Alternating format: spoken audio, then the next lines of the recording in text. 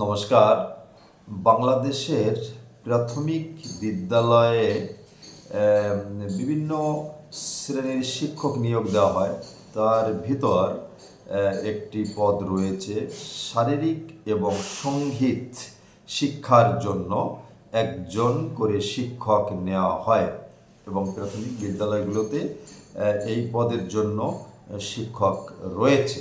বর্তমান সরকার অর্থাৎ অন্তর্বর্তীকালীন সরকার শিক্ষক নেওয়ার জন্য বিজ্ঞাপন দিয়েছে। প্রাথমিক বিদ্যালয়ে শিক্ষক নেওয়ার জন্য বিজ্ঞাপন দিয়েছে এবং সেখানে শারীরিক শিক্ষা এবং সঙ্গীত শিক্ষার শিক্ষকও নেওয়া হবে।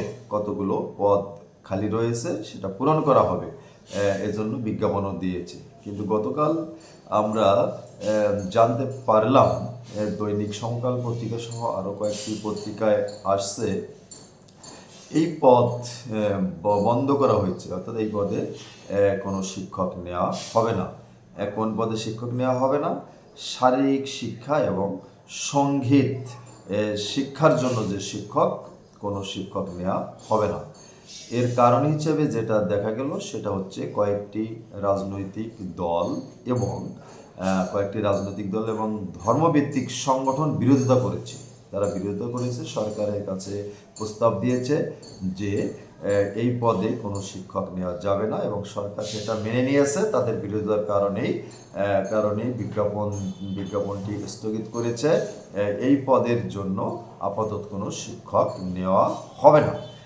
শরীরকে সুস্থ রাখার জন্য এবং মনোবিকাশের জন্য ছোটোবেলা থেকে প্রাথমিক বিদ্যালয়ে যে সমস্ত কচি ছেলেমেয়েরা পড়ে, তাদের জন্যই হয়তো সরকার এই সিদ্ধান্ত নিয়েছিল যে শুরু থেকেই তারা যাতে শরীরকে সুস্থ রাখার জন্য ব্যায়াম করে এবং সঙ্গীত শিখতে পারে, গান শিখতে পারে, ভবিষ্যতে তাদের কাজে লাগবে।